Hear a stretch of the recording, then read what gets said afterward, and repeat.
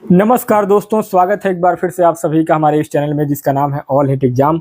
और आज के इस वीडियो में हम लोग देख रहे हैं यूपी टीजीटी का जो परीक्षा आप सभी का हुआ है हिंदी का 3 जून को, यानी कि कल के डेट में जो परीक्षा आप सभी का हुआ है 3 जून को, उस परीक्षा में जो सभी 125 क्वेश्चन पूछे गए हैं हिंदी सब्जेक्ट के, उन सभी 125 क्वेश्चन को इस वीडियो में हम लोग लाइव हल करेंगे। एक एक क्वेश्चन को एक्सप्लेनेशन के साथ व्याख्यात्मक तरीके से हल करते हुए उसका आंसर बताएंगे।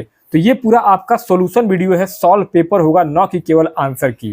तो दोस्तों चलिए स्टार्ट करते हैं बिना किसी देरी के। यूपी टीजीटी हिंदी का जो पेपर हुआ है 3 जून को, उसमें आपका पहला क्वेश्चन पूछा गया था कि भवभूति की रचनाओं में सम्मिलित नहीं है। तो यहाँ चारों ऑप्शन दिया गया है। ऑप्शन में पढ़ूंगा तो वीडियो बेवजह बहुत लंबा हो जाएगा।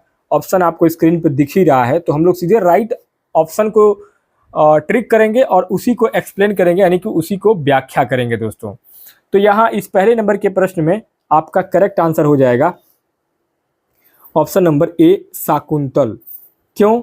क्योंकि देखिए यहाँ पे अभिज्ञान शाकुंतलम अगर बात करेंगे, भवभूति की रचनाओं में सम्मिलित जो नहीं है, तो अभिज्ञान शाकुंतलम, जो कि इसको शाकुंतलम कहते हैं एक तरीके से, संस्कृत के महाकवि कालिदास का विश्व प्रसिद्ध नाटक है। जबकि मालती माधव, महावीर चरित और उत्तर रामचरित, ये तीनों संस्कृत के महान नाटककार भवभूति की प्रमाणिक रचनाएं हैं। तो शाकुंतल जो है किसकी है, जिसको अभिज्ञान शाकुंतलम को ही शाकुंतल भी कहते हैं हिंदी में, तो ये आपका जो है वो कालिदास का है। किसका है? कालिदास का है। ठीक है, समझ में आ रहा है आपको? चलिए नेक्स्ट दूसरा क्वेश्चन पूछा गया था कि महावीर प्रसाद द्विवेदी ने सरस्वती पत्रिका का संपादन किस अवधि वर्ष में किया। तो यहाँ सेकंड नंबर के क्वेश्चन में आपका करेक्ट आंसर क्या हो जाएगा? ऑप्शन नंबर बी हो जाएगा, 1903 से लेकर के 1920। क्यों करेक्ट होगा? देखिए, सरस्वती पत्रिका का प्रकाशन वर्ष 1900 में आरंभ हुआ था, जिसके प्रथम संपादक बाबू श्याम सुंदर दास थे।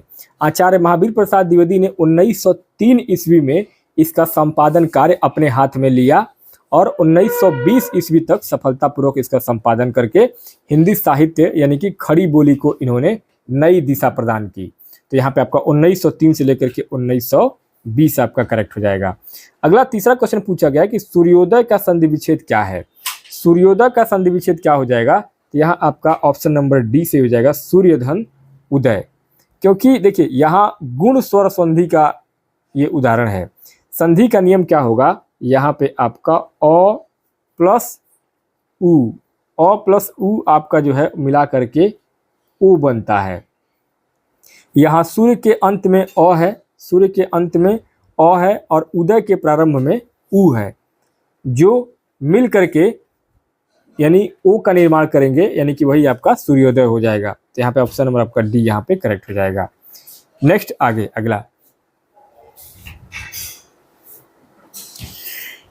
आगे अगला क्वेश्चन नंबर 5। क्वेश्चन नंबर 5 क्या कह रहा था? क्वेश्चन नंबर 5 कह रहा है क्वेश्चन नंबर 4 कह रहा है सामान्यतः हिंदी का प्रथम मौलिक नाटक किसे माना जाता है। तो यहाँ क्वेश्चन नंबर 4 में आपका राइट आंसर हो जाएगा ऑप्शन नंबर सी, नहुस को। देखिए, भारतेंदु हरिश्चंद्र ने अपने पिता बाबू गिरधर दास गोपाल चंद्र, जिनका नाम भी था गिरधर दास गोपाल चंद्र, उनके द्वारा 1859 ईस्वी में रचित ये नाटक है नहुस। इस नाटक को हिंदी का प्रथम मौलिक नाटक माना गया है। ठीक है, तो ऑप्शन नंबर आपका सी यहाँ पे नहुस करेक्ट हो जाएगा। अगला 5वां क्वेश्चन है, अंधेर नगरी नाटक के रचयिता कौन है। तो अंधेर नगरी नाटक के रचयिता है, सभी लोग जानते हैं, भारतेंदु हरिश्चंद्र। ऑप्शन नंबर आपका सी करेक्ट हो जाएंगे। अंधेर नगरी भारतेंदु हरिश्चंद्र के द्वारा सन 1881 ईस्वी में रचित एक अत्यंत प्रसिद्ध प्रहसन, यानी कि नाटक का एक प्रकार जिसमें कि हास्य और व्यंग की प्रधानता होती है, उसको हम प्रहसन कहते हैं। क्या कहते हैं? प्रहसन, जिसमें हास्य और व्यंग की प्रधानता होती हो, जिसमें कि तत्कालीन भ्रष्ट शासन व्यवस्था पर करारा व्यंग किया गया था। तो यही अंधेर नगरी का नाटक था। ऑप्शन नंबर सी आपका भारतेंदु हरिश्चंद्र करेक्ट हो जाएंगे। अगला 6वां प्रश्न पूछा गया, निम्नलिखित में से कौन सी रचना तुलसीदास की नहीं है। तो जो नहीं है वो है आपका सूर सरावली, ऑप्शन नंबर बी। क्योंकि सूर सरावली कृष्ण भक्ति शाखा के प्रमुख कवि रहे हैं सूरदास जी।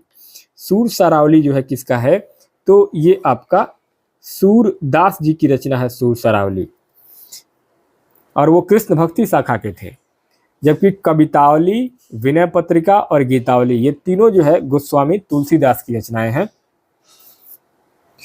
ठीक है, अगला क्वेश्चन नंबर 7, 7वां क्वेश्चन पूछा गया है, परंपरागत मान्यता के अनुसार रामचरितमानस की रचना का आरंभ किस विक्रम संवत में माना जाता है। तो यहाँ 7 नंबर के प्रश्न में ऑप्शन नंबर आपका सी से हो जाएगा 1631 विक्रम संवत।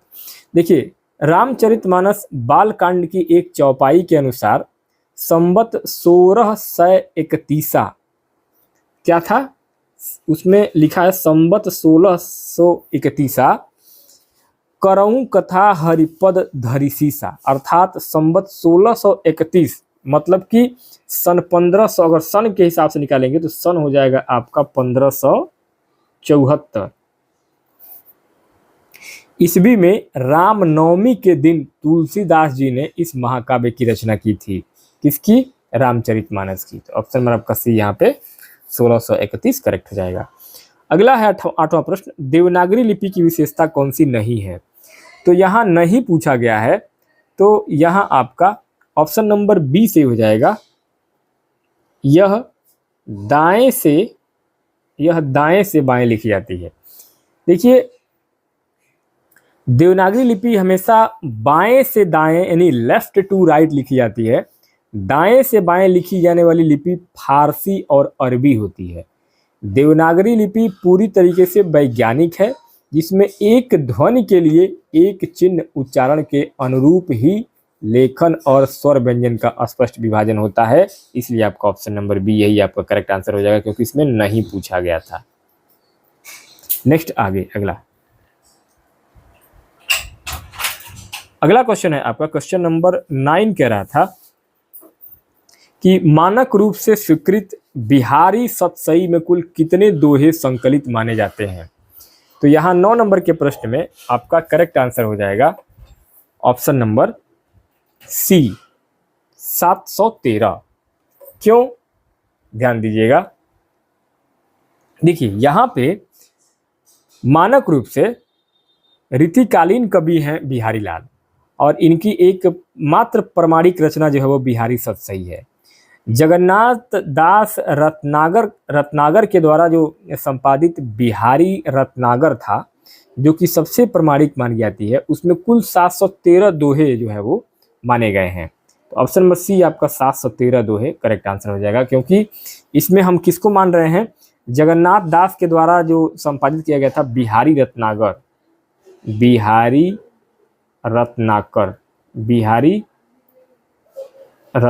जो है, जो लिखा गया था जगन्नाथ दास रत्नाकर के द्वारा, उनको सबसे प्रमाणिक माना जाता है, और उन्होंने बताया था कि 713 दोहे थे बिहारी सतसई में। अगला 10वां प्रश्न है, रस के प्रमुख अवयव कितने माने जाते हैं। तो रस के प्रमुख अवयव माने जाते हैं 4। कौन कौन, देखिए, भरत मुनि और आचार्य विश्वनाथ के अनुसार रस के कुल 4 अवयव या अंग माने जाते हैं। पहला होता है आपका अस्थाई भाव, दूसरा होता है विभाव, तीसरा होता है अनुभाव, और चौथा होता है संचारी या व्यभिचारी भाव। अगला 11वां प्रश्न है, च छ ज झ ञ किस उच्चारण स्थान के व्यंजन हैं। तो यहाँ आपका 11 नंबर के प्रश्न में ऑप्शन नंबर डी से हो जाएगा तालव्य। क्योंकि देखिए, संस्कृत के व्याकरण सूत्र इचु यसाना तालु, क्या सूत्र था, इचु यसाना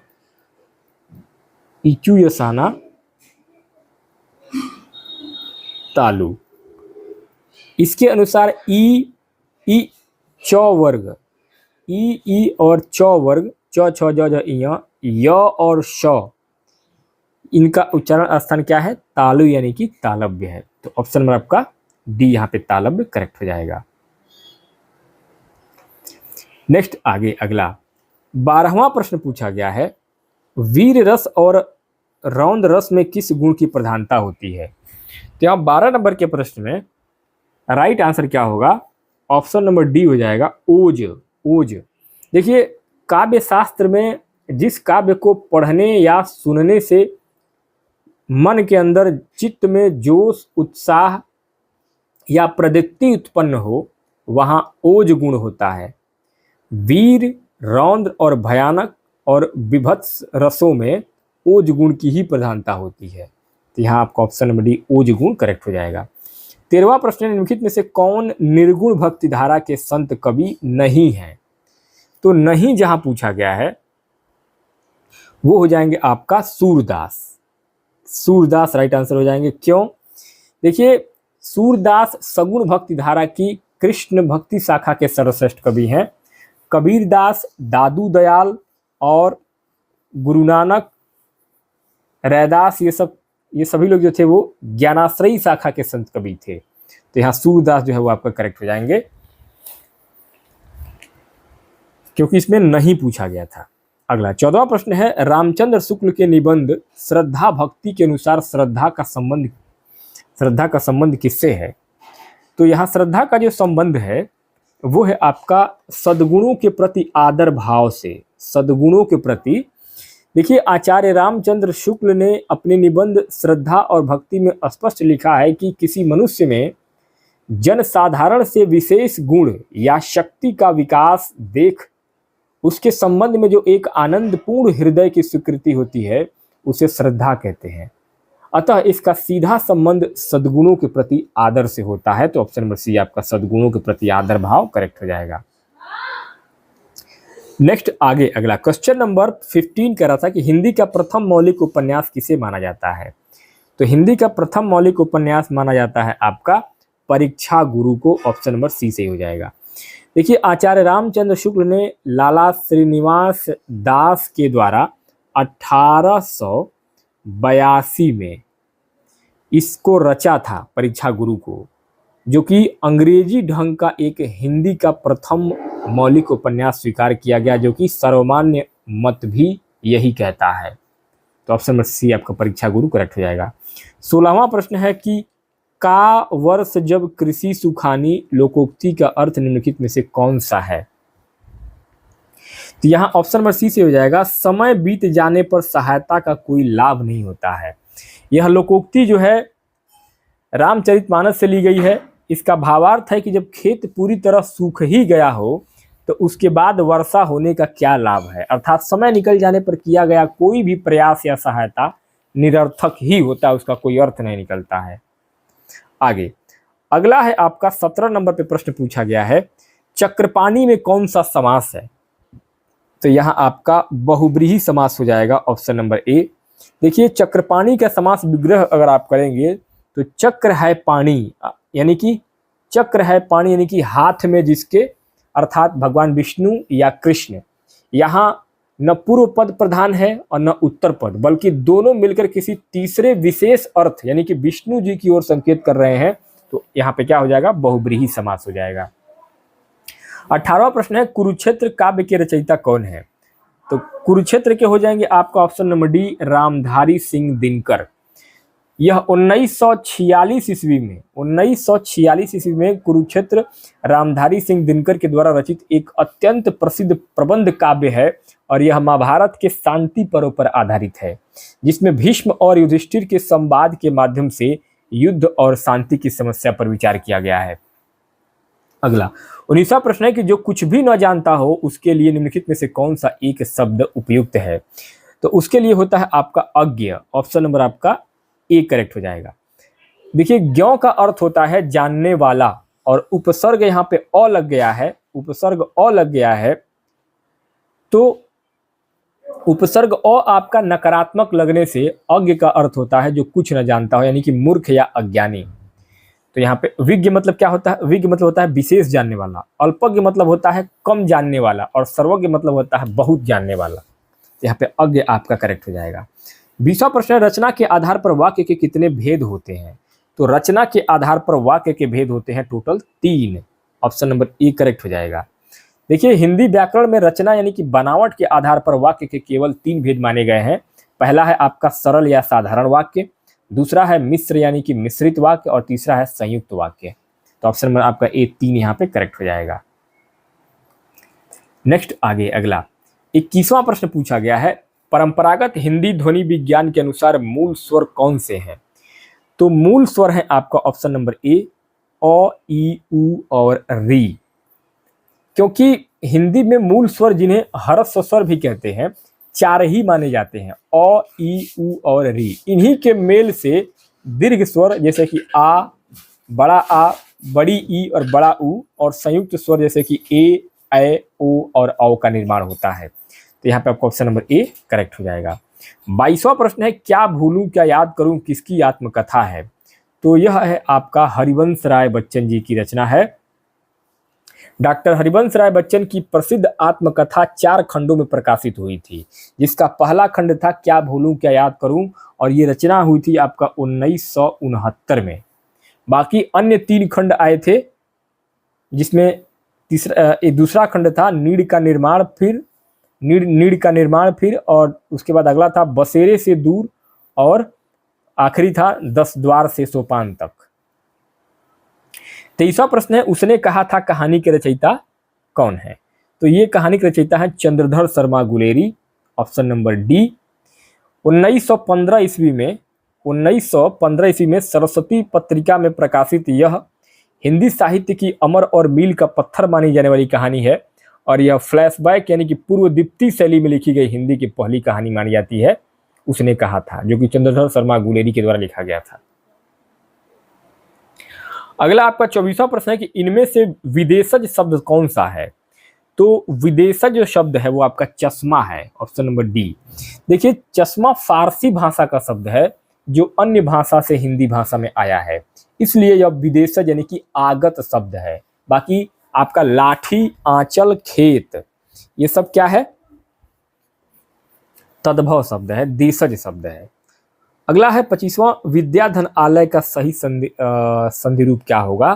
तो विद्याधन आलय का सही संधि विच्छेद आपका विद्यालय होगा, क्योंकि यहाँ पे यह दीर्घ स्वर संधि का सबसे प्रचलित उदाहरण है।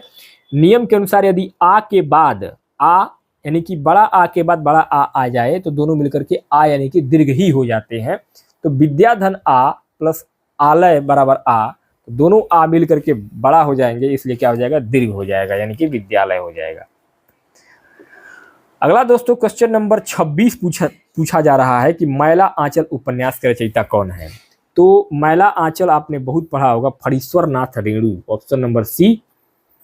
यह 1954 में हिंदी का प्रथम और सबसे प्रसिद्ध आंचलिक उपन्यास माना जाता है। फणीश्वर नाथ रेणु ने इसमें बिहार राज्य के पूर्णिया जिले के मेरीगंज गांव की कथा के माध्यम से ग्रामीण जीवन का यथार्थ चित्रण किया है, जो कि रियल कहानी है ये फणीश्वर नाथ रेणु की मैला आंचल। अगला 27वां प्रश्न है, कामायनी हिंदी साहित्य में किस काव्य रूप के अंतर्गत मानी जाती है? तो यह मानी जाती है आपका आख्यानक महाकाव्य, ऑप्शन नंबर ए। देखिए, जयशंकर प्रसाद के द्वारा रचित कामायनी 1936 में छायावाद का सबसे सर्वश्रेष्ठ महाकाव्य माना गया। इसमें कुल 15 सर्ग थे। कितने? कुल 15 इसमें जो है वो सर्ग हैं, और यह मनु, श्रद्धा और ईड़ा के आख्यान कथा पर आधारित एक रूपक यानी कि आख्यानक महाकाव्य है। अगला 28वां प्रश्न है, शेखर एक जीवनी उपन्यास के लेखक हैं। शेखर एक जीवनी जो है ये आपका अज्ञेय जी की रचना है। सचितानंद हीरानंद वर्षायन अज्ञेय का यह एक प्रसिद्ध मनोविश्लेषणात्मक उपन्यास है, जो 2 भागों में, सबसे पहला भाग आपका 1940 में प्रकाशित हुआ, और फिर उसके बाद से दूसरा भाग आपका 1944 में प्रकाशित हुआ था। तो यह मनोवैज्ञानिक फ्रायड के मनोविज्ञान से प्रभावित है, ये शेखर एक जीवनी। 29वां प्रश्न है कि तत्धन टीका का संधि रूप क्या होगा? तो ये होगा आपका, इसमें दोस्तों आपका कंफ्यूजन है, ठीक है। बाकी होना चाहिए आपका ऑप्शन नंबर ए, लेकिन कहीं ना कहीं सी भी थोड़ा सा सही लग रहा है। तो इसमें आप लोग स्टार लगाइएगा, हो सकता है 1 नंबर कॉमन अंक के रूप में सबको दिया जाए, क्योंकि यहाँ व्यंजन संधि का उदाहरण यह है, और व्यंजन संधि के नियम के अनुसार यदि त या द तो या दो के बाद ट या ठ आए तो तो और द भी तो में बदल जाता है, तो यहाँ तत् धन टीका बराबर आपका तटिका होगा। बाकी आपका तटिका ये भी जो है सही हो सकता है, लेकिन मोस्टली ऑप्शन नंबर ए सही होगा। किसी कंडीशन में हो सकता है कि सी भी सही हो, तो थोड़ा सा इसमें जो है आप लोग देख के चलिएगा, उस हिसाब से अपना कट ऑफ बनाइएगा। आगे तीसरा प्रश्न है कि 10 कुमार चरित किसकी रचना है? तो 10 कुमार चरित जो रचना है ये आपका है दंडी की, option number C. 10 Kumar Charitam Sanskrit साहित्य के महान गद्यकार हैं आचार्य दंडी की प्रसिद्ध रचना है, और इसमें 10 राजकुमारों के रोमांचक चरित्र और यात्राओं का वर्णन किया गया है 10 कुमार चरित्र में। ठीक है, नेक्स्ट दोस्तों आगे क्वेश्चन नंबर 31 कह रहा था कि संविधान सभा ने हिंदी को राजभाषा के रूप में कब स्वीकार किया? तो यहां आपका ऑप्शन नंबर डी 14 सितंबर 1949 करेक्ट हो जाएगा, क्योंकि भारतीय संविधान सभा ने 14 सितंबर 1949 को अनुच्छेद 343 के अंतर्गत हिंदी को संघ की राजभाषा और देवनागरी को लिपि के रूप में स्वीकार किया था। इसी कारण हर साल 14 सितंबर को हिंदी दिवस भी मनाया जाता है, तो ऑप्शन नंबर डी आपका करेक्ट हो जाएगा। 32वां प्रश्न है राजपुत्र में कौन सा तत्पुरुष समास है?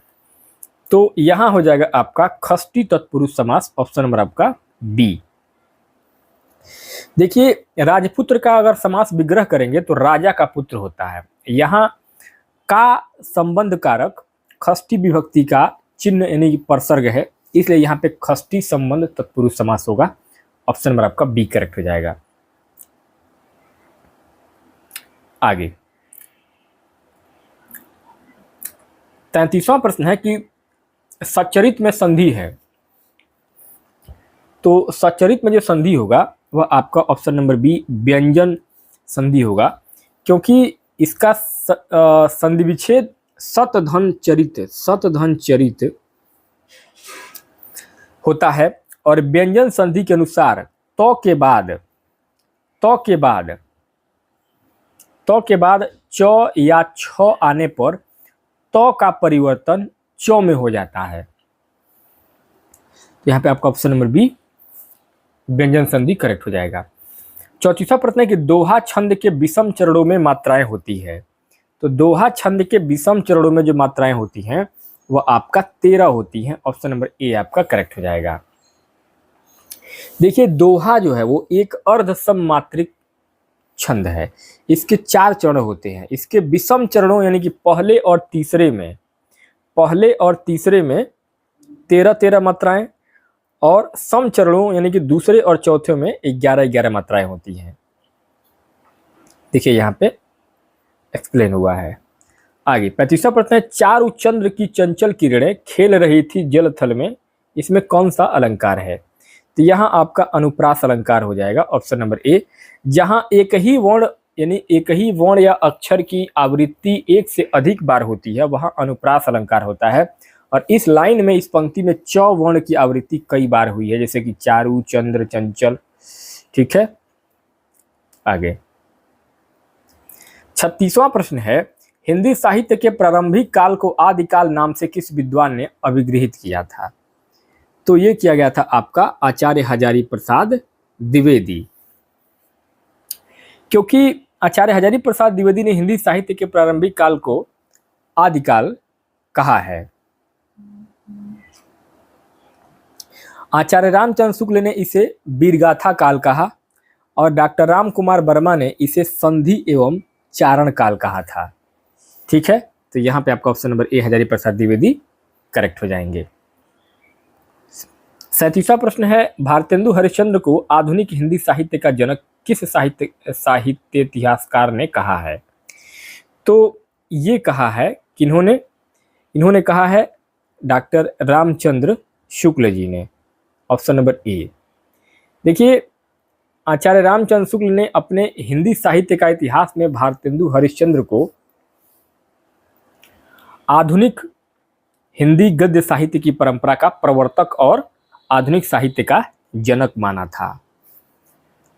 अगला 38वां प्रश्न है, मलिक मोहम्मद जायसी कृत पद्मावत का प्रचलित रचना वर्ष कौन सा माना जाता है? तो ये माना जाता है 1540। ऑप्शन नंबर आपका डी। देखिए, सूफी प्रेमाश्रयी शाखा के प्रमुख कवि मलिक मोहम्मद जायसी ने अवधी भाषा में पद्मावत महाकाव्य की रचना सन 1540 ईस्वी यानी कि हिजरी संवत बात करेंगे तो 947 ईस्वी के आसपास हिजरी संवत, और सन की बात करेंगे तो 1540 के आसपास किया था। यह जो है रचना शेर शाह सूरी के शासनकाल में इनकी रचना मानी जाती है मलिक मोहम्मद जायसी की। तो 1540 जो है आपका करेक्ट हो जाएगा। 39वां प्रश्न है, अष्टछाप के कवियों का संगठन किसने किया? विट्ठल दास ने किया था। ऑप्शन नंबर आपका डी यहाँ पे विट्ठल दास करेक्ट हो जाएंगे। देखिए, गोस्वामी विट्ठलनाथ बल्लभाचार्य के पुत्र, गोस्वामी विट्ठलनाथ बल्लभाचार्य के पुत्र, जिन्होंने सन 1565 में अपने पिता बल्लभाचार्य के 4 शिष्यों, बल्लभाचार्य जी के 4 शिष्य सूरदास, कुंभन दास, परमानंद दास और कृष्णदास, और अपने 4 शिष्यों यानी कि छीत स्वामी, गोविंद स्वामी, चतुर्भुज दास और नंददास को मिला करके अष्टछाप की स्थापना किया था विट्ठलनाथ ने। आगे 40वां प्रश्न है,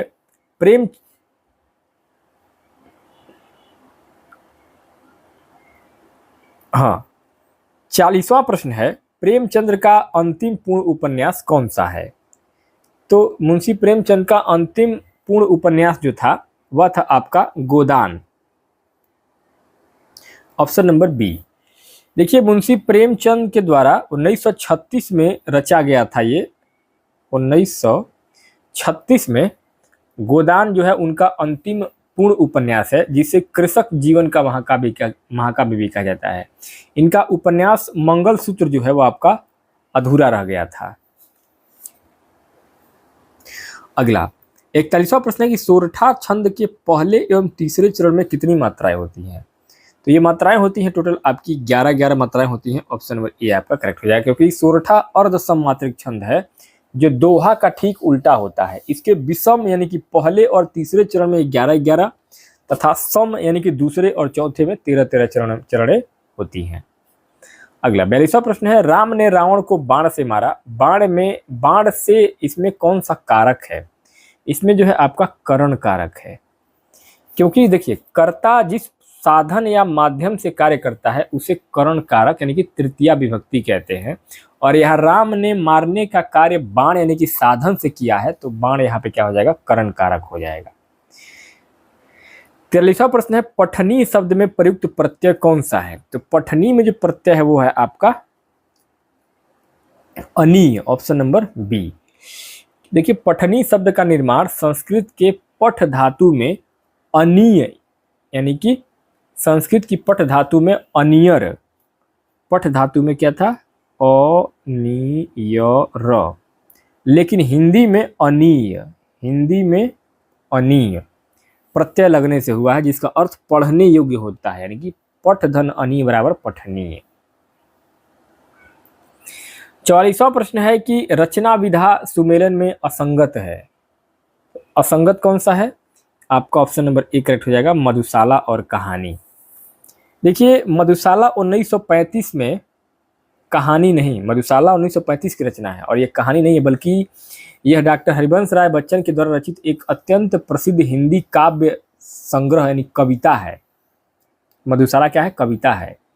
यहाँ यही जोड़ा जो है वो आपका गलत हुआ है, यानी कि असंगत है। आगे 45वां प्रश्न है, महादेवी वर्मा की रचना नहीं है। तो महादेवी वर्मा की रचना इसमें कौन सा जो नहीं है वो आपका है, कौन सा नहीं पूछा गया है, तो ग्राम्य आपका नहीं होगा, क्योंकि देखिए यहाँ पे ग्राम्य छायावादी कवि सुमित्रानंदन पंत की रचना है और यह प्रगतिवादी दौर का एक काव्य है, जबकि निहार, रश्मि और नीरजा ये तीनों महादेवी वर्मा के प्रसिद्ध काव्य संग्रह हैं। 46वां प्रश्न है, कबीर की रचनाओं के संग्रह बीजक को कितने भागों में विभाजित किया गया है? तो बीजक को बांटा गया है टोटल 3 भागों में। ऑप्शन नंबर सी से हो जाएगा। देखिए, कबीरदास की वाणियों का संग्रह उनके शिष्य धर्मदास ने बीजक नाम से किया था और इसके 3 भाग थे। साखी, साखी मतलब क्या? साखी में दोहा और छंद हुआ करता था। दूसरा था शबद, शबद में गे जो पद होते थे उसको शबद में रखा गया। और तीसरा था रमैनी, रमैनी में क्या होता? रमैनी में चौपाई, दोहा और छंदों को रखा गया था। तो 3 भागों में साखी, शबद, रमैनी में बांटा गया था। 47वां प्रश्न था पृथ्वीराज रासो के रचयिता कौन है? तो पृथ्वीराज रासो के रचयिता है चंद्रबरदाई।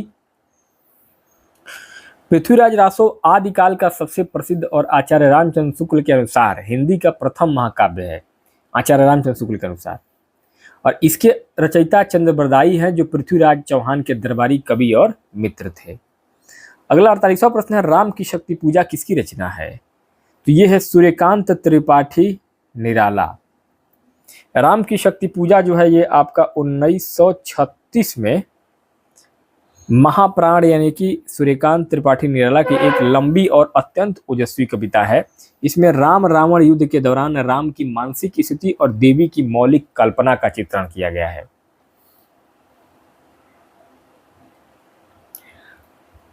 आगे 49वां प्रश्न है देवनागरी लिपि का मूल स्रोत किस लिपि को माना जाता है? तो ये माना जाता है आपका ब्राह्मी लिपि को। Option number D.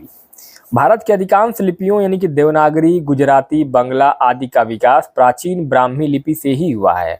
ब्राह्मी से ही गुप्त लिपि, फिर कुटिल लिपि और अंत में देवनागरी का विकास हुआ। 50वां प्रश्न है मुख मानो चंद्रमा है, इसमें कौन सा अलंकार है?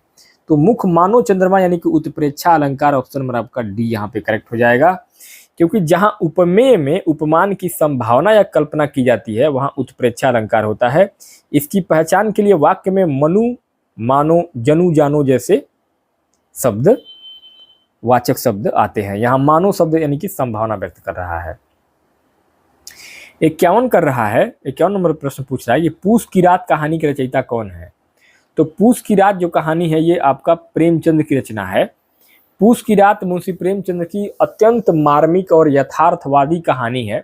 इसमें हल्कू नामक एक गरीब किसान और उसके वफादार कुत्ते जबरा के माध्यम से भारतीय किसानों की दयनीय स्थिति और भयंकर ठंड की त्रासदी का चित्रण किया गया है पूस की रात में। अगला 52 नंबर प्रश्न है निम्नलिखित में से कौन छायावाद के 4 स्तंभों में सम्मिलित नहीं है? तो नहीं है आपका रामधारी सिंह दिनकर। ऑप्शन नंबर आपका सी करेक्ट हो जाएंगे, क्योंकि हिंदी साहित्य में छायावाद के 4 स्तंभ माने जाते हैं। सबसे पहला जयशंकर प्रसाद, दूसरा सूर्यकांत त्रिपाठी निराला, तीसरा सुमित्रा नंदन पंत और चौथा महादेवी वर्मा। रामधारी सिंह दिनकर छायावादोत्तर काल यानी कि राष्ट्रीय सांस्कृतिक काव्यधारा के ओजस्वी कवि थे, तो यही इसमें शामिल नहीं होंगे। आगे 53 नंबर पे अगला प्रश्न है निम्नलिखित में से कौन सा साहित्यकार भारतेंदु मंडल से संबद्ध नहीं है? तो संबद्ध नहीं है आपका मैथिली शरण गुप्त। ऑप्शन नंबर आपका बी, क्योंकि राष्ट्रकवि मैथिली शरण गुप्त द्विवेदी युग के सबसे प्रमुख कवि हैं, जबकि बद्री नारायण चौधरी, प्रेमघन, प्रताप नारायण मिश्र और बालकृष्ण भट्ट भारतेंदु हरिश्चंद्र के समकालीन और भारतेंदु मंडल के प्रमुख सदस्य थे। आगे बात करेंगे क्वेश्चन नंबर 54, 54 नंबर पे संस्कृत में द्वंद्व समास का उदाहरण है। तो संस्कृत में द्वंद्व समास का उदाहरण है आपका ऑप्शन नंबर ए राम लक्ष्मणो। देखिए यहाँ पे राम लक्ष्मण यानी कि राम और लक्ष्मण, जहां दोनों पद प्रधान और विग्रह करने पर संस्कृत में च आए तो वहां पर द्वंद्व समास होता है। जैसे कि राम रामश्च लक्ष्मणश्च, मतलब कि राम लक्ष्मणो। तो महाराजा और नीलकमल में कर्मधारय है तथा त्रिलोकी में क्या है द्विगु समास है। तो यहाँ राम लक्ष्मण आपका ऑप्शन नंबर ए करेक्ट हो जाएगा। 55 कार्य निम्नलिखित में से कौन सी भारतेंदु युग की प्रमुख प्रवृत्ति नहीं है? तो भारतेंदु युग की प्रमुख प्रवृत्ति जो नहीं है वो है आपका प्रकृति का सूक्ष्म चित्रण, क्योंकि प्रकृति का सूक्ष्म और मानवीकरण चित्रण छायावाद युग की सबसे बड़ी विशेषता है, न कि भारतेंदु युग की। भारतेंदु युग में नवजागरण, देश प्रेम, समाज सुधार और गद्य में खड़ी बोली का प्रचलन प्रमुख प्रवृत्तियां हुआ करती थी। अगला 56 नंबर प्रश्न है वीर रस का स्थायी भाव क्या है? तो वीर रस का स्थायी भाव था आपका क्या? उत्साह। रसशास्त्र के अनुसार वीर रस का स्थायी भाव उत्साह होता है, क्रोध रौद्र रस का स्थायी भाव है, जबकि गर्व और साहस संचारी भावों के अंतर्गत आते हैं। आगे 57 नंबर पर अगला प्रश्न है, निम्नलिखित में से कौन सा उदाहरण करुण रस का है? तो करुण रस का उदाहरण हो जाएगा ऑप्शन नंबर सी, प्रियजन की मृत्यु पर विलाप। करुण रस का स्थायी भाव शोक होता है, जब किसी इष्ट यानी कि प्रिय वस्तु की हानि, नाश या प्रियजन की मृत्यु होती है तो हृदय में उत्पन्न होने वाला जो शोक है वही करुण रस कहलाता है। 58 कह रहा है कि शिशुपाल वध महाकाव्य के रचयिता है। शिशुपाल वध जो है ये आपका महाकवि माघ का है। शिशुपाल वध हम संस्कृत साहित्य के 3 बड़े महाकाव्य में गिना जाता है। इसके रचयिता महाकवि माघ है और इसमें श्री कृष्ण द्वारा चेदी नरेश शिशुपाल के वध की कथा 20 सर्गों में वर्णित की गई है। 59वां प्रश्न है, जिसमें उपमेय का निषेध करके उपमान का आरोप किया जाए वह कौन सा अलंकार है? उस अलंकार को हम कहते हैं अपहुति। अपहुति का शाब्दिक अर्थ छिपाना या निषेध करना होता है। जब प्रस्तुत यानी कि उपमेय का निषेध करके अर्थात यह कहकर कि यह वह नहीं है, अप्रस्तुत यानी कि उपमान की स्थापना की जाती है, वहां अपहुति अलंकार होता है। जैसे कि यह मुख नहीं चंद्रमा है। ठीक है, तो ऑप्शन नंबर आपका बी यहाँ पे करेक्ट हो जाएगा। आगे 60 नंबर पे अगला प्रश्न है, निम्नलिखित में से शुद्ध वाक्य कौन सा है? तो शुद्ध वाक्य हो जाएगा आपका ऑप्शन नंबर डी, यह केवल विद्यार्थी है। विकल्प ए में आपका एक वचन कर्ता वह के साथ बहुवचन क्रिया लगी है तो ये गलत हो जाएगा। विकल्प सी में आपका जो है केवल और मात्र दोनों समानार्थी शब्दों का एक साथ प्रयोग हुआ है, जो कि आपका गलत होगा। तो इसलिए यहाँ पे क्या हो जाएगा आपका उसको केवल विद्यार्थी, ये भी गलत है। तो आपका ऑप्शन नंबर डी जो है करेक्ट हो जाएगा। 61 कह रहा है निम्नलिखित में से कौन सा शब्द तद्भव है? तो तद्भव है आपका ऑप्शन नंबर सी, आंख। देखिए संस्कृत के अक्षी तत्सम शब्द का प्राकृत से होते हुए हिंदी में जो बिगड़ा हुआ रूप प्रचलित हुआ है वह आपका आंख यानी कि तद्भव है। बाकी शेष तीनों जो है लोचन, नयन, चक्षु, ये आपका संस्कृत के तत्सम या इसके शुद्ध पर्यायवाची शब्द है। अगला 62 में पहला प्रश्न है, मंदाक्रांता छंद किस श्रेणी का छंद है? तो ये आपका वर्णिक में आता है। किस में आता है? वर्णिक में। मंदाक्रांता एक संस्कृत का प्रसिद्ध वर्णिक छंद है। इसके प्रत्येक चरण में 17 वर्ण, कितने? 17 वर्ण, जैसे कि मगड़, भगड़, नगड़, 2 तगड़ और 2 गुरु होते हैं। कालिदास का मेघदूतम इसी छंद में रचा गया है, मंदाक्रांता में। आगे 63 नंबर पर अगला प्रश्न है आपका 63, रचना रचनाकार में असंगत युग्म है। तो यहां हो जाएगा आपका ऑप्शन नंबर डी, तार, सप्तक, हरिवंश राय बच्चन। देखिए हिंदी कविता में प्रयोगवाद का आरंभ करने वाले तार सप्तक 1943 का संपादन हरिवंश राय बच्चन ने नहीं बल्कि सचितानंद हीरानंद वात्स्यायन अज्ञेय ने किया था। तो यही जो जोड़ा है आपका असंगत होगा यानी कि सही होगा।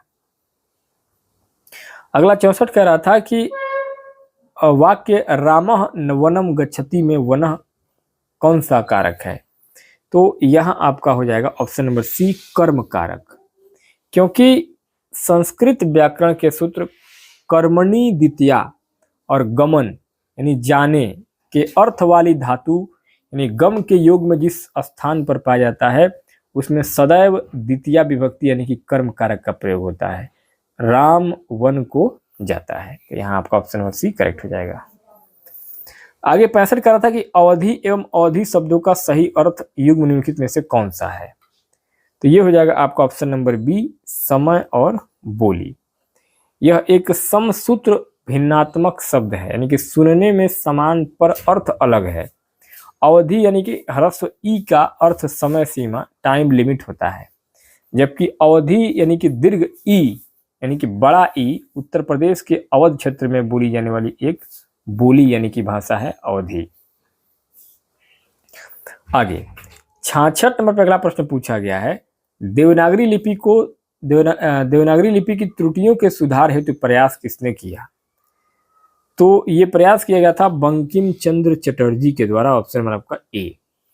डॉक्टर श्याम सुंदर दास, पंचमाक्षर के स्थान पर अनुस्वार का प्रयोग। डॉक्टर गोरख प्रसाद, मात्राओं को दाहिनी ओर लगाने का सुझाव। और आचार्य महावीर प्रसाद द्विवेदी ने देवनागरी लिपि सुधार में अहम योगदान दिया। बंकिम चंद्र चटर्जी बांग्ला साहित्यकार थे, उनका लिपि सुधार से सीधा संबंध नहीं था। ऑप्शन नंबर आपका ए करेक्ट हो जाएगा। 67 कह रहा है कि अग्नि का तद्भव रूप, अग्नि का तद्भव रूप क्या होता है? आग। अग्नि एक तत्सम यानी कि संस्कृत का मूल शब्द है। विकास के क्रम में इसका बिगड़ा हुआ हिंदी रूप तद्भव यानी कि आग हो गया। अनल, ज्वाला और पावक अग्नि के ही अन्य पर्यायवाची शब्द हैं। अगला 68 कह रहा है जिस शब्द का प्रयोग सुनने में अप्रिय लगे वह कौन सा दोष है? उसको बोलते हैं श्रुति कटु। ऑप्शन नंबर आपका सी। काव्यशास्त्र में जो शब्द या वर्णन कानों को सुनने में कटु यानी कि कठोर या अप्रिय लगते हैं, जैसे कि ट, ठ, ड, ढ या द्वित्व व्यंजन, तो वहां पे श्रुति कटु दोष माना जाता है। ऑप्शन नंबर सी आपका सही हो जाएगा। 69 कह रहा था कि कलम का सिपाही किसकी जीवनी है? तो कलम का सिपाही जो है मुंशी प्रेमचंद की जीवनी है, जिसे उनके पुत्र अमृत राय ने लिखा था। कलम का सिपाही मुंशी प्रेमचंद के बारे में। इसके लिए उन्हें साहित्य अकादमी पुरस्कार भी प्राप्त हुआ था अमृत राय को। अगला 70 नंबर अगला प्रश्न है रीतिकाल की प्रमुख प्रवृत्ति निम्नलिखित में से कौन सी है? तो यहाँ प्रमुख प्रवृत्ति है आपका 70 नंबर के प्रश्न में ऑप्शन नंबर बी, श्रृंगार एवं रीति निरूपण। रीतिकाल, देखिए रीतिकाल उत्तर मध्यकाल के कवियों का मुख्य उद्देश्य दरबार में आश्रयदाताओं को प्रसन्न करना था। अतः इस काल की सबसे प्रमुख प्रवृत्ति काव्यांशों यानी कि रस, छंद, अलंकार का लक्षण देना, रीति निरूपण और नायिका भेद श्रृंगार वर्णन करना था। ऑप्शन नंबर बी आपका सही हो जाएगा। 71 कह रहा है कि गुरु यानी कि भारी का विलोम निम्नलिखित में से कौन सा है? इसका मतलब होता है आपका लघु। Option number A. देखिए व्याकरण और छंद शास्त्र में गुरु का अर्थ बड़ा, दीर्घ यानी कि भारी होता है, जिसका विलोम लघु, छोटा या ह्रस्व होता है। शिक्षक के अर्थ में गुरु का विलोम शिष्य होता है, लेकिन यहाँ भारी के संदर्भ में पूछा गया है तो आपका लघु हो जाएगा। आगे 72 कह रहा था कि कालिदास की रचना नहीं है। तो कालिदास की रचना नहीं है किरातार्जुनीयम। किरातार्जुनीयम महाकवि भारवी के द्वारा रचित संस्कृत का एक प्रसिद्ध महाकाव्य है। मेघदूत, खंडकाव्य, रघुवंश और कुमार संभवम महाकाव्य महाकवि कालिदास की अमर कृतियां हैं। 73 कह रहा है कि राम विद्यालय जाता है इसका संस्कृत में अनुवाद। तो राम विद्यालय जाता है इसका संस्कृत में अनुवाद हो जाएगा आपका ऑप्शन नंबर सी, राम विद्यालय गच्छति। 74 कह रहा था कि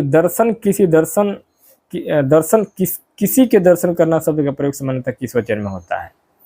तो ये होता है आपका ऑप्शन नंबर डी, सदा बहुवचन में। क्योंकि हिंदी व्याकरण के अनुसार कुछ शब्द ऐसे होते हैं जिनका प्रयोग हमेशा बहुवचन में ही किया जाता है, जैसे कि दर्शन, प्राण, आंसू, हस्ताक्षर, होश, बाल। ठीक है, आगे क्वेश्चन नंबर 75 नंबर पर अगला प्रश्न है निम्नलिखित में से कौन सा महाकाव्य का लक्षण नहीं है? तो यहाँ हो जाएगा आपका ऑप्शन नंबर डी, मुक्तक शैली में होता है। देखिए महाकाव्य कभी भी मुक्तक शैली में नहीं हो सकता है। मुक्तक में हर छंद स्वतंत्र होता है, जबकि महाकाव्य प्रबंध शैली यानी कि सर्गबद्ध में रचा जाता है, जिसमें आरंभ से अंत तक कथा की एक निरंतरता, क्रमबद्धता बनी रहती है। ऑप्शन आपका डी यहाँ पे करेक्ट हो जाएगा। 76 कह रहा है कि जयशंकर प्रसाद की कौन सी रचना नहीं है? तो जयशंकर प्रसाद की अनामिका नहीं है। ऑप्शन नंबर बी, अनामिका 1923 में सूर्यकांत त्रिपाठी निराला का रचना था। किनका? सूर्यकांत त्रिपाठी निराला का प्रथम काव्य संग्रह था अनामिका। जबकि लहर, झरना और आंसू ये तीनों छायावाद के प्रवर्तक जयशंकर प्रसाद की अत्यंत प्रसिद्ध काव्य रचनाएं हैं। 77 कह रहा है कि सात्विक अनुभवों की संख्या है। सात्विक अनुभवों की संख्या कितनी है? टोटल 8 है। कितनी है? टोटल 8। कौन कौन? देखिए रसशास्त्र में जो शारीरिक चेष्टाएं बिना किसी प्रयत्न के स्वतः उत्पन्न होती हैं उन्हें सात्विक अनुभव कहते हैं। आचार्य भरत मुनि ने इनकी संख्या 8 मानी है, जैसे कि स्तंभ, स्वेद यानी कि पसीना, रोमांच, स्वरभंग, वेपथु, वैवंड, अश्रु और प्रलय। नेक्स्ट अगला क्वेश्चन नंबर 78 कह रहा है कि रचनाकार में सुमेलित युग्म कौन सा है? तो यहाँ 78 में आपका ऑप्शन नंबर ए करेक्ट हो जाएगा, हिमतरंगिनी माखनलाल चतुर्वेदी। देखिए, हिमतरंगिनी पंडित माखनलाल चतुर्वेदी एक भारतीय आत्मा उनको कहा जाता था। उनकी एक प्रसिद्ध काव्य रचना है हिमतरंगिनी, जिसके लिए उन्हें 1955 में, कब, 1955 ईस्वी में इनको साहित्य अकादमी पुरस्कार भी मिला था इसी हिमतरंगिनी के लिए। तो यहाँ पे युग्म सही है यही वाला, ऑप्शन नंबर ए वाला। बाकी जो तीनों है ये आपका गलत है। उर्वशी जो है ये रामधारी सिंह दिनकर का है, जयशंकर प्रसाद का नहीं है। नीरजा महादेवी वर्मा का है। और अग्निपथ जो है ये हरिवंश राय बच्चन की कविता है। 79 कह रहा था कि अरे यायावर रहेगा याद, यात्रा वृत्तांत के लेखक कौन है? तो ये सचितानंद हिरानंद सेन अज्ञे जी की एक प्रसिद्ध स्वदेश यात्रा वृत्तांत है, जो कि 1953 में आया था। इसमें उन्होंने भारत के विभिन्न स्थानों जैसे कि असम, रोहतांग, एलोरा, अजंता की गुफाओं में जो उन्होंने घूमा था, उसका वर्णन उन्होंने इन यात्राओं का अत्यंत साहित्यिक और दार्शनिक वर्णन किया था इसमें। आगे अगला 80 नंबर पर अगला प्रश्न है, राजा निर्बंसिया कहानी के लेखक हैं। राजा निर्बंसिया जो कहानी है ये कमलेश्वर की रचना है। राजा निर्बंसिया कहानी आया था आपका 1957 में। नई कहानी आंदोलन के प्रमुख हस्ताक्षर जो है वो कमलेश्वर की सबसे चर्चित कहानियों में से एक है राजा निर्बंसिया। और इसमें लोक कथा और आधुनिक यथार्थ जैसे कि चंदा और जगपति की कहानियों को समांतर रूप से इसमें दिखाया गया है कमलेश्वर के द्वारा राजा निर्बंसिया में। 81 कह रहा था कि रीतिबद्ध काव्यधारा का प्रवर्तक किसे माना जाता है? तो रीतिबद्ध काव्यधारा का प्रवर्तक केशव दास को माना जाता है। ऑप्शन नंबर ए सही हो जाएगा। देखिए, आचार्य केशव दास को कठिन काव्य का प्रेत कहा जाता था, कठिन काव्य का प्रेत। और इन्हीं को, आचार्य केशव दास को हिंदी में रीति परंपरा यानी काव्यांग निरूपण का प्रवर्तक माना जाता है। डॉक्टर श्याम सुंदर दास और डॉक्टर नगेंद्र ने भी उन्हें रीतिबद्ध काव्यधारा का प्रवर्तक स्वीकार किया था। केशव दास को कठिन काव्य का प्रेत कहा जाता है केशव दास को। 82 करा कि निम्नलिखित में से रीतिमुक्त काव्यधारा के कवि कौन है? तो रीतिमुक्त काव्यधारा के कवि हैं आपके घनानंद। रीति काल की उस धारा को रीतिमुक्त कहा जाता है जिसमें कवियों ने लक्षण ग्रंथों को, बंधन को तोड़ करके स्वच्छंद प्रेम की पीर का गान किया है, जिसमें कि घनानंद, आलम, बोधा और ठाकुर जी थे। ये सभी लोग रीतिमुक्त काव्यधारा के प्रमुख कवि थे। 83 कह रहा है कि निम्नलिखित में से हिंदी की विभाषा कौन सी है? तो हिंदी की विभाषा थी आपकी पूर्वी हिंदी। देखिए, भाषा विज्ञान में भाषा के अंतर्गत विभाषा, उपभाषा आती है और उपभाषा के अंतर्गत बोलियां आती हैं। पूर्वी हिंदी एक उपभाषा यानी कि विभाषा है, जिसके अंतर्गत 3 बोलियां अवधी, बघेली, छत्तीसगढ़ी ये सब आती है। ब्रज भाषा, अवधी और बुंदेली क्या है? मूलतः बोलियां हैं। आगे 84 कह रहा है कि वर्तनी की दृष्टि से शुद्ध है। वर्तनी की दृष्टि से शुद्ध है आपका कौन सा? आशीर्वाद, ऑप्शन नंबर डी। आशीर्वाद शब्द का निर्माण विसर्ग संधि से होता है, जैसे कि आपका आसीधन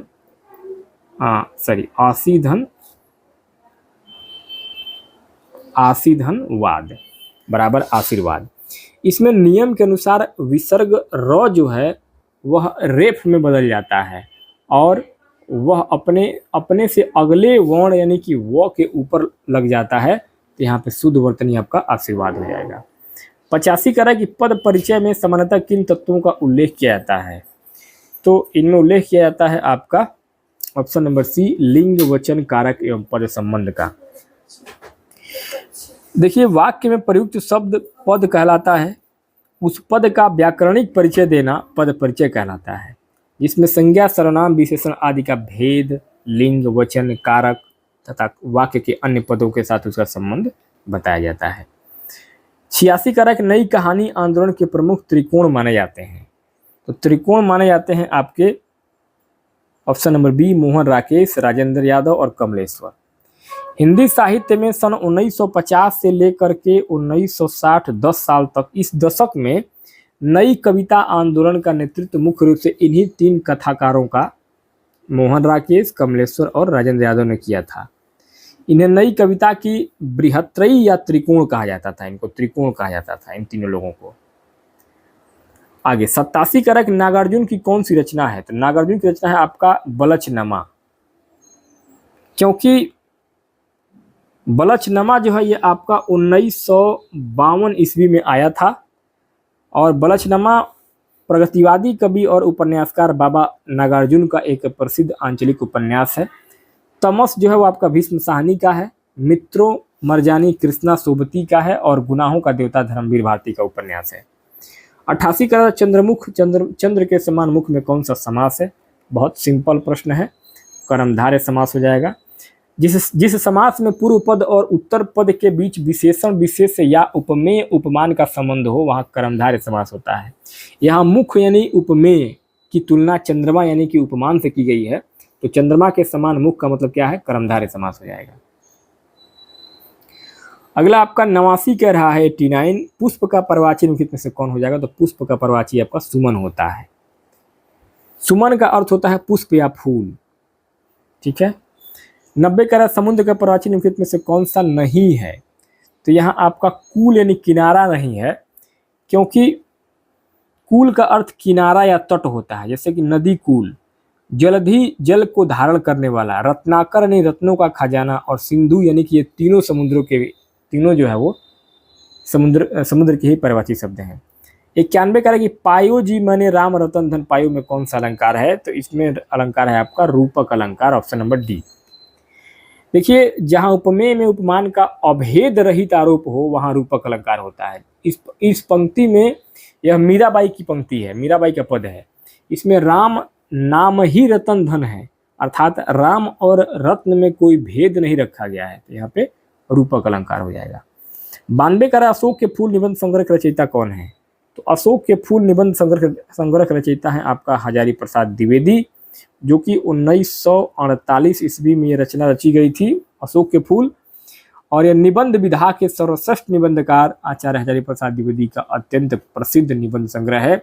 इसमें भारतीय संस्कृति और प्रकृति के अंतः संबंधों का बहुत ही बारीकी से विश्लेषण किया गया है।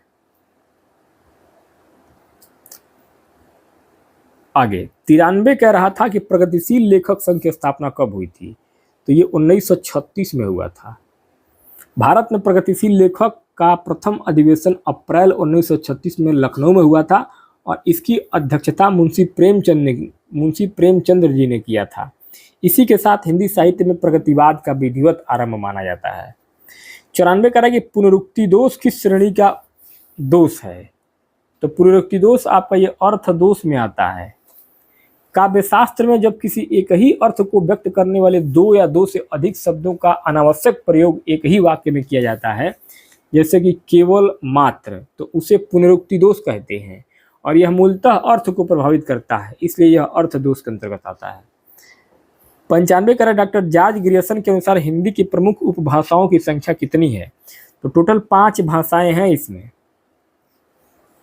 भाषा वैज्ञानिक डॉक्टर जॉर्ज ग्रियर्सन ने अपने ग्रंथ लिंग्विस्टिक सर्वे ऑफ इंडिया में हिंदी को 5 भाषाओं में बांटा था। पहला था पश्चिमी हिंदी, दूसरा पूर्वी हिंदी, तीसरा राजस्थानी, चौथा बिहारी और पांचवा पहाड़ी। तो यहाँ 5 कहीं दिया ही नहीं है, तो इसमें 1 नंबर कॉमन अंक के रूप में सबको मिलना चाहिए। 96 कह रहा है कि आधे अधूरे नाटक के लेखक कौन है? तो ये है आपका मोहन राकेश।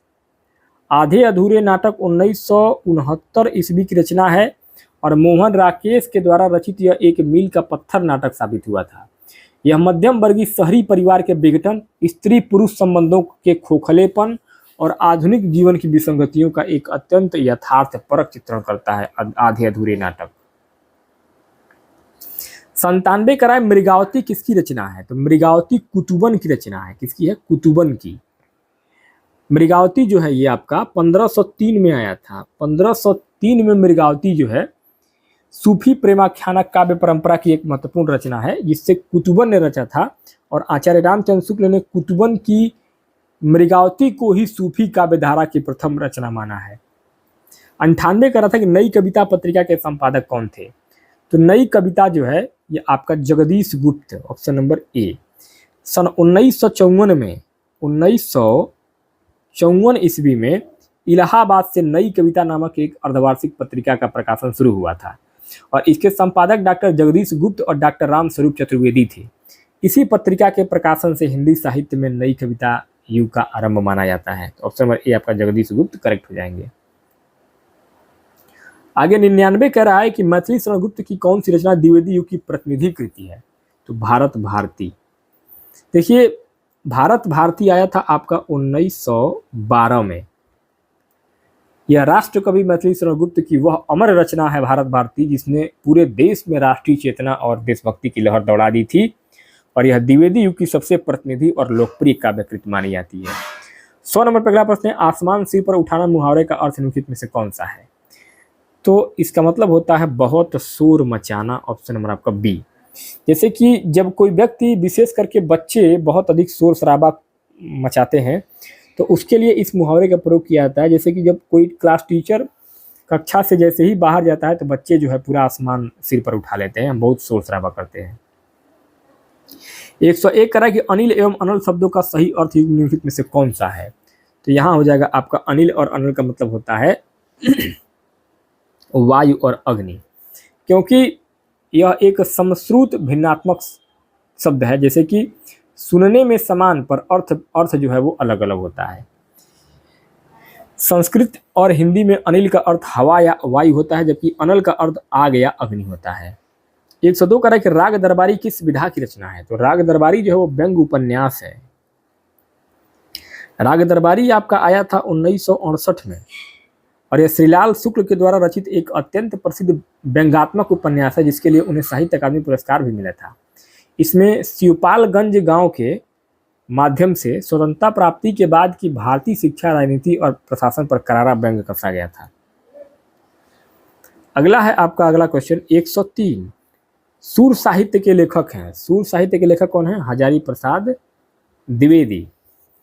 सूर साहित्य जो है ये आपका 1930 में आचार्य हजारी प्रसाद द्विवेदी की प्रथम आलोचनात्मक ग्रंथ है। इसमें उन्होंने भक्ति काल के महान कवि सूरदास के काव्य की विस्तृत और मौलिक समीक्षा प्रस्तुत किया था। 104 कह रहा है कि राम राज बैठे त्रिलोका हर्षित भय गए सब शोका किस गुण का उदाहरण है? तो यह है आपका प्रसाद गुण का। Option number C. काव्य का वह गुण जो सुनते या पढ़ते ही आसानी से हृदय में उतर जाए और अर्थ तुरंत समझ में आ जाए, जैसे सूखे ईंधन में आग, उसे प्रसाद गुण कहते हैं। तुलसीदास जी की इस चौपाई का अर्थ अत्यंत सरल और स्पष्ट है, तो यहाँ पे क्या है? प्रसाद गुण है। 105 कह रहा है कि शुद्ध शब्द कौन सा है? तो शुद्ध यहाँ पे उज्ज्वल शब्द है। यहाँ पे यह व्यंजन संधि का उदाहरण है। यहाँ पे इसका जो संधि विच्छेद होगा वो उत धन ज्वल। यहाँ पे नियम के अनुसार तो के बाद जो आने पर तो भी जो बन जाता है। चूंकि ज्वल में पहले से आधा जो है इसलिए उज्ज्वल में दोनों जो आधे जो हो जाते हैं। आगे 106 कह रहा है कि जिसकी उपमा न हो उसके लिए निम्नलिखित में से कौन सा एक शब्द होगा? तो जिसकी उपमा न हो उसको हम अनुपम कहते हैं। जिसकी कोई उपमा या तुलना न दी जा सके उसे हम अनुपम कहते हैं। अद्भुत का मतलब होता है आश्चर्यजनक। अलौकिक मतलब होता है जो इस लोक का ही न हो। 107 कह रहा है कि इंदुमती कहानी का प्रकाशन किस पत्रिका में और कब हुआ था? तो इंदुमती हुआ था आपका सन 1900 में सरस्वती पत्रिका में। किशोरी लाल गोस्वामी के द्वारा रचित इंदुमती को आचार्य रामचंद्र शुक्ल ने हिंदी की प्रथम मौलिक कहानी माना है। इसका प्रकाशन हुआ था सन 1900 ईस्वी में सरस्वती पत्रिका के प्रारंभिक अंकों में हुआ था। 108 कह रहा है सरहपा किस साहित्यिक परंपरा के कवि माने जाते हैं? तो सरहपा जो है वो सिद्ध साहित्य की। ऑप्शन नंबर सी। सरहपा जो है वो 8वीं शताब्दी यानी कि बौद्ध धर्म की ब्रजयान शाखा के 84 सिद्धों में सबसे प्रमुख और प्रथम माने जाते हैं। राहुल सांस्कृत्यायन ने इन्हें ही हिंदी का प्रथम कवि स्वीकार किया है, सरहपा को। आगे 109 कह रहा है कि आषाढ़ का एक दिन को सामान्यतः किस प्रकार का नाटक माना जाता है? तो इसको माना जाता है ऐतिहासिक। आषाढ़ का एक दिन आपका 1958 ईस्वी में मोहन राकेश के द्वारा रचित एक अत्यंत प्रसिद्ध नाटक है और यह महाकवि कालिदास के जीवन, मल्लिका के साथ उनका प्रेम और सत्ता के अंतःद्वंद पर आधारित है, इसलिए उसे ऐतिहासिक या ऐतिहासिक परिवेशिक नाटक माना जाता है। 110 कह रहा है कि तितली उपन्यास के लेखक कौन है? तो तितली उपन्यास जो है वो आपका जयशंकर प्रसाद जी की रचना है और यह 1934 में आपका तितली उपन्यास आया था। छायावाद के पुरोधा माने जाते थे जयशंकर प्रसाद, और इसमें तितली में ग्रामीण जीवन और तत्कालिक समाज की विसंगतियों का यथार्थ चित्रण किया गया है। 111 कह रहा था कि काली घटा का घमंड घटा, इसमें कौन सा अलंकार है? तो इसमें अलंकार है आपका यमक अलंकार। देखिए, यमक अलंकार में एक शब्द का प्रयोग एक से अधिक बार होता है और हर बार उसका अर्थ अलग अलग होता है। यहाँ घटा शब्द 2 बार आया है। पहली घटा का मतलब होता है बादल यानी कि काले बादल, और दूसरी घटा का मतलब होता है कम होना यानी कि घमंड कम हुआ। आगे 112 कह रहा था कि अनुकरण शब्द में प्रयुक्त उपसर्ग कौन सा है? तो अनुकरण में है आपका अनु, ऑप्शन नंबर डी करेक्ट हो जाएगा अनु। अनुकरण शब्द करण यानी कि मूल शब्द में अनु उपसर्ग लगाने से बना है। अनु का अर्थ होता है पीछे या समान, अर्थात किसी के पीछे चलना या नकल करना, अनुकरण करना। 113 का निम्नलिखित में से हिंदी साहित्य के आदिकाल की प्रमुख प्रवृत्ति कौन सी है? तो इसकी प्रमुख प्रवृत्ति है वीरगाथा एवं चरित काव्य। देखिए, आदिकाल में चारण या भाट कवियों के द्वारा राजाओं की वीरता का अतिशयोक्तिपूर्ण वर्णन करते हुए रासो ग्रंथ यानी वीरगाथा रचे गए, जैसे कि पृथ्वीराज रासो, परमाल रासो आदि। तो इन साथ ही जैन कवियों के द्वारा चरित्र काव्य को भी लिखा गया। तो ऑप्शन में आपका बी यहाँ पे करेक्ट हो जाएगा। 114 कह रहा है कि आदान यानी ग्रहण का विलोम निम्नलिखित में से कौन सा हो जाएगा? तो प्रदान हो जाएगा। आदान का शाब्दिक अर्थ होता है लेना या ग्रहण करना। इसका ठीक विपरीत विलोम शब्द होता है प्रदान करना यानी कि देना। आगे 115 कह रहा है कि त्रिवेणी में किनकी आलोचना है? त्रिवेणी में जायसी, सूरदास और तुलसीदास। देखिए, आचार्य रामचंद्र शुक्ल ने भक्ति काल के 3 सर्वश्रेष्ठ कवियों मलिक मोहम्मद जायसी, सूरदास और गोस्वामी तुलसीदास की व्यवहारिक आलोचना करते हुए एक ग्रंथ लिखा था, जिसे त्रिवेणी यानी कि 3 धाराओं का संगम नाम दिया गया। शुक्ल जी ने कबीर को इसमें स्थान नहीं दिया था। 116 कह रहा है कि परंपरागत संस्कृत व्याकरण के अनुसार हिंदी में कुल कितने मूल व्यंजन माने जाते हैं? तो टोटल 33 माने जाते हैं, जिसमें आपका क से लेकर के यानी क वर्ग से लेकर के आपका प वर्ग तक और अंतस्थ व्यंजन जैसे कि य, र, ल, व और ऊष्म व्यंजन जैसे कि तीनों स और ह। तो 25, 4, 29, 4, 33 यही आपके टोटल वर्ड थे। 117 कह रहा है कि नमस्कार का संधि विच्छेद क्या है? तो नमस्कार का संधि विच्छेद है नमः धनकार, यानी कि ये क्या है? ये जो शब्द है ये विसर्ग है, ये विसर्ग संधि का उदाहरण है। आगे 118 कह रहा था रामः किस विभक्ति का रूप है? तो रामः प्रथमा एकवचन है। संस्कृत में राम अकारांत पुल्लिंग शब्द है। इसके शब्द रूप प्रथमा विभक्ति में रामः एक वचन, रामौ द्विवचन और रामाह बहुवचन में आता है। तो रामः यहाँ पे प्रथमा विभक्ति में आ जाएगा। 119 कह रहा है कि सूरसागर की काव्य रचना मुख्यतः किस शैली में की गई है? तो ये किया गया है आपका भागवत आधारित पद शैली। सूरदास का सूरसागर श्रीमद् भागवत पुराण के 10वें स्कंद पर आधारित है। इसमें 1.25 लाख पद जो है संकलित किए गए हैं। इससे मुक्तक और गेय पद यानी कि गाए जा सकने वाले पद शैली में रचा गया है इसका। 120 कह रहा है चिंतामणि निबंध संग्रह के लेखक कौन है? तो चिंतामणि जो है वो रामचंद्र शुक्ल की रचना है।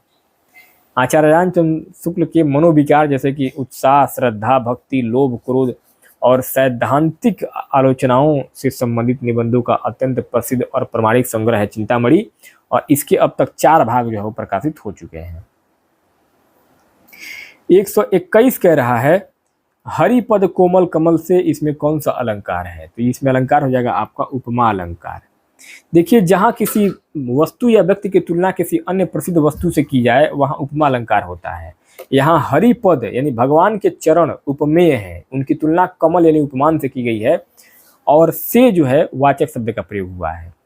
122 कह रहा है झूठा सच उपन्यास के रचयिता कौन है? तो झूठा सच जो है ये यशपाल की रचना है। यशपाल की रचना है जो कि 1958 से लेकर के 1960 तक यह प्रगतिवादी साहित्यकार यशपाल का सबसे बड़ा और चर्चित उपन्यास रहा है झूठा और सच। यह 2 भागों में, पहला वतन और देश तथा दूसरा देश का भविष्य में अंकित किया गया। इसमें भारत विभाजन की भयंकर त्रासदी का अत्यंत व्यापक और यथार्थ चित्रण किया गया है झूठा सच में।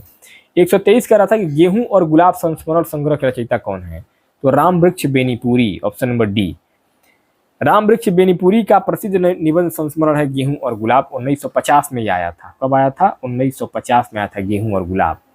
इसमें गेहूं यानी कि भूख, भौतिक आवश्यकता यानी कि श्रम का प्रतीक है, और गुलाब यानी सौंदर्य यानी मानसिक कलात्मक तृप्ति का प्रतीक है गुलाब। अगला 124 कह रहा था कि इनमें से स्त्रीलिंग शब्द कौन सा है? तो स्त्रीलिंग आपका मिठाई है। देखिए यहाँ पे जैसे कि आपका दही, देखिए हिंदी व्याकरण में द्रव पदार्थ, जैसे कि जो द्रव पदार्थ होते हैं, द्रव पदार्थ यानी पानी वाले पदार्थ, इनको प्रायः हम पुल्लिंग में रखते हैं, लेकिन कुछ अपवादों को छोड़कर, जैसे कि दही खट्टा है, दही, पानी और तेल तीनों ही पुल्लिंग में आते हैं। दही, पानी और तेल तीनों आपका पुल्लिंग में आते हैं। जैसे कि दही खट्टा है, पानी बह रहा है, लेकिन मिठाई जो है वो स्त्रीलिंग शब्द है, क्योंकि मिठाई मीठी होती है। यहाँ आपका ए करेक्ट हो जाएगा। 125 नंबर पे आखिरी प्रश्न इस वीडियो में, त्यागपत्र उपन्यास के लेखक कौन है? तो त्यागपत्र जो उपन्यास है ये आपका जैनेन्द्र कुमार की रचना है, जो कि 1937 ईस्वी में जैनेन्द्र जी ने इसको रचा था। और हिंदी के प्रसिद्ध मनोविश्लेषणात्मक उपन्यासकार जैनेन्द्र कुमार, एक लघु उपन्यास है आपका ये त्यागपत्र। इसमें एक विद्रोही और आदर्शवादी स्त्री जो है मृणाल, तो मृणाल जो स्त्री है उसी के जीवन के संघर्ष और उसकी मानसिक पीड़ा का चित्रण किया गया है इसमें त्यागपत्र में। ठीक है, तो दोस्तों इस प्रकार से इस वीडियो में हम लोगों ने आज जो देखा है ये आपका यूपी टीजीटी का हिंदी सब्जेक्ट का, किसका? हिंदी सब्जेक्ट का पूरा 125 क्वेश्चन का पूरा ऑफिशियल क्वेश्चन पेपर था, जिसको हम लोगों ने पूरा सॉल्व किया है। पूरा आपका ये सॉल्यूशन पेपर है, सॉल्यूशन वीडियो था, यानी कि हमने केवल इसमें आंसर नहीं बताया है, पूरा सॉल्व किया है। तो पूरा ये आपका सॉल्व पेपर था यूपी टीजीटी, जो कि परीक्षा आपका कल हुआ है 3 जून 2026 को। तो जिन्होंने भी ये परीक्षा दिया है वो इस वीडियो को देख करके अपना आंसर मिला लीजिए। इस वीडियो में हमने जो है वो 99.9% आपको करेक्ट आंसर बताया है। 0.1% इसलिए मैंने नहीं बताया है क्योंकि लास्ट आंसर जो होता है वो आयोग का ही मान्य होता है। ठीक है, तो दोस्तों ये वीडियो कैसा लगा मुझे कमेंट बॉक्स में जरूर बताइए। बाकी अगला वीडियो आपको कौन से सब्जेक्ट का चाहिए, टीजीटी का चाहिए कि यूपी टीटी का चाहिए कि सीटेट का चाहिए, किसका चाहिए, कमेंट बॉक्स में बताइए, आपको वो वीडियो मैं प्रोवाइड करके देता हूँ। ठीक है।